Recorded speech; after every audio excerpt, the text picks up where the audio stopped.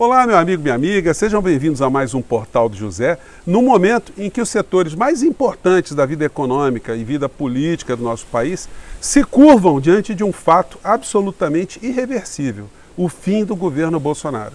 Ou será que alguém acredita que, de fato, o presidente é capaz de fazer algo miraculoso dentro da ciência política, dentro da ciência econômica, para reverter o desgaste que ele sofreu ao longo desse desgoverno que ele patrocinou aqui no nosso país e que ainda, infelizmente, consegue aglutinar algumas pessoas no Brasil. Nós vamos falar do que está acontecendo, das situações novas que estão se apresentando e das perspectivas para frente. Mas antes de mais nada, você que está chegando agora ao nosso portal, te convido a se inscrever, a conhecer os nossos outros vídeos, a compartilhá-los, se você achar bacana, a dar o seu joinha, porque isso amplia ainda mais o alcance dos nossos encontros, e a enviar também os seus comentários, porque são sempre lidos e são sempre considerados aqui no nosso portal.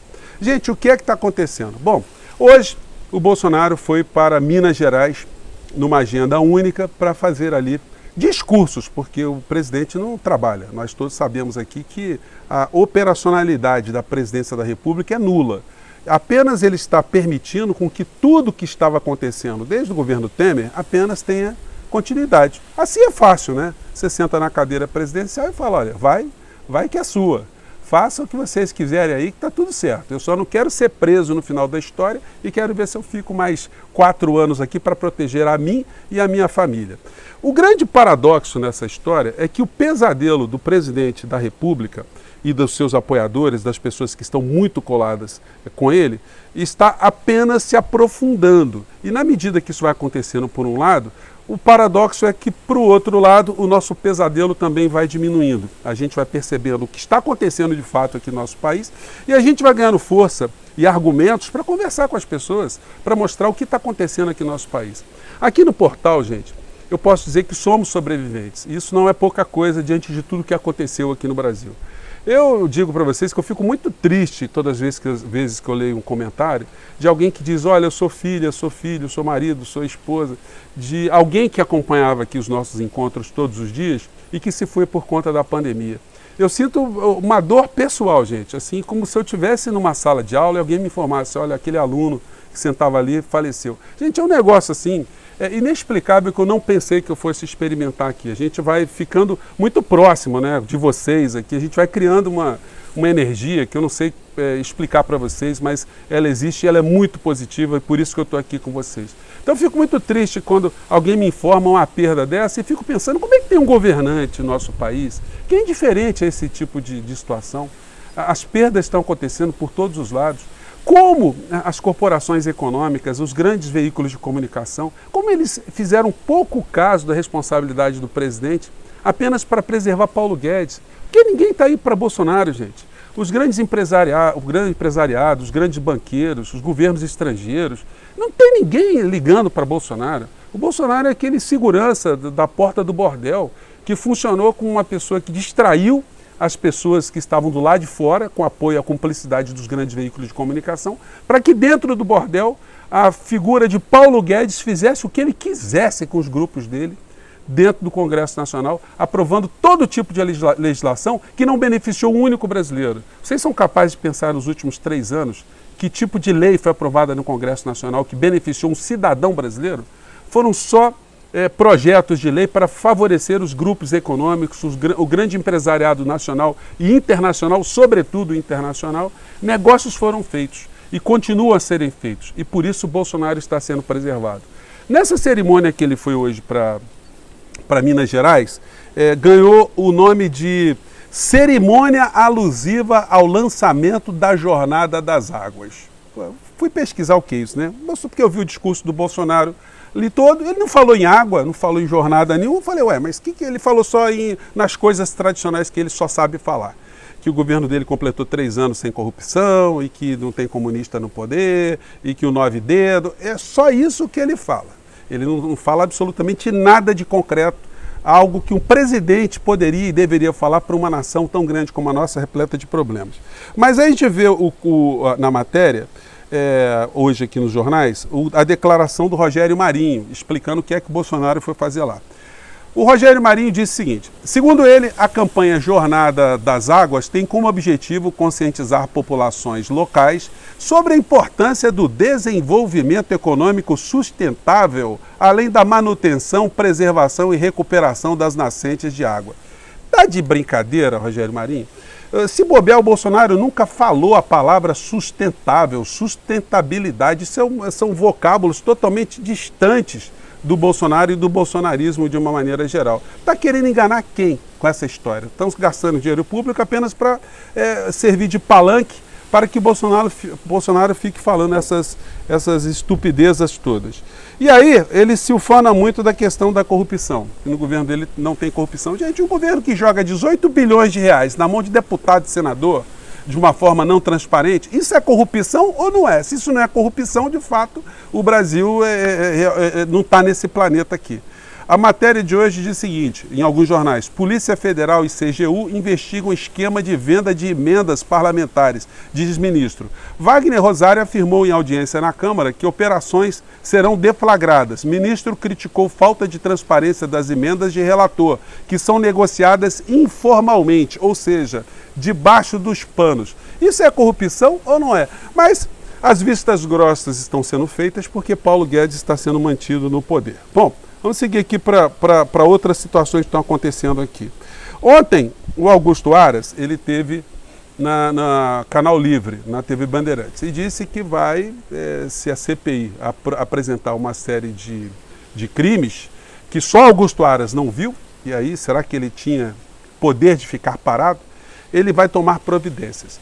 Bom, a CPI parece não acreditar muito em Augusto Aras, por isso vai fazer algumas ações, ou vai estimular algumas ações privadas no campo penal contra o Bolsonaro junto ao Supremo Tribunal Federal. Se o Ministério Público achar importante, se conecta com essas ações ou não. Mas isso já possibilita ao Supremo Tribunal Federal a julgar as imputações contra o presidente da República. Disse ele: serão tomadas todas as providências, diz Aras sobre o relatório da Covid. Bom, vamos conferir isso aí, né? Se o Aras vai fazer alguma coisa ou não. Mas se a gente olhar aqui, por exemplo, uma matéria que eu não sei se vai dar para vocês verem, eu estou com o laptop aqui. Deixa eu ver se dá para colocar o título para vocês aqui. Essa matéria diz para a gente que STJ manda soltar mulher presa por furtar miojo, refrigerantes e refresco em pó. Deixa eu colocar aqui de novo aqui, vamos ver se dá para analisar aqui. Congelar um pouquinho. O que significa isso, gente? Que nesse caso aqui, essa senhora que furtou o miojo para os filhos, 2 pacotes de miojo, ficou presa preventivamente porque o Ministério Público achou que ela oferecia perigo para a sociedade. O Bolsonaro esteve à frente de atos omissivos que mataram mais de 600 mil pessoas e o Augusto Aras, como um legítimo representante do MP, não viu. Os seus promotores, os seus colegas na base conseguem enxergar quando uma pessoa furta 2 miojos, mas não conseguem enxergar quando alguém é responsável de uma forma direta por mais de 600 mil mortos aqui no nosso país. Então, o Augusto Aras vai ter muitas explicações também a dar à história e também, se ele continuar nessa jornada omissiva, ele vai ter muitos problemas com a justiça também. Porque todos agora, gente, como eu tenho dito muito para vocês, estão preservados porque estão no poder. Mas quando o poder acaba e diante de situações muito evidentes, quando o cidadão começar a perceber que perdeu parente por conta de situações que poderiam ter sido evitadas, quando os meios de comunicação se engajarem em mostrar o que aconteceu no nosso país, quem foram os responsáveis, esse pessoal fica completamente sem sustentação em campo nenhum. Os processos começam a acontecer, começam a atuar de uma forma mais clara, mais contundente, e as prisões começam a ter as suas portas abertas para começar a receber esses novos inquilinos. O Bolsonaro, no seu discurso hoje lá em Minas Gerais, ele manifestou uma preocupação com o diesel, com o aumento do diesel. E não é para menos. Num governo que está em corrosão absoluta, tivemos agora no sábado uma declaração dos caminhoneiros que estamos diante de uma perspectiva de uma greve dos caminhoneiros no dia 1º de novembro. A categoria é muito eclética, você tem de tudo nessa categoria. Então, nós não sabemos de fato se isso pode prosperar ou não, mas é um indicativo que a gente não tinha muito tempo atrás. Por essa razão e por outras, nós estamos vendo que o dólar subiu hoje de uma forma assustadora e nós perdemos mais ainda com o nosso real sendo desvalorizado, inclusive para o peso argentino. Até o peso argentino está tendo valorização em relação ao real.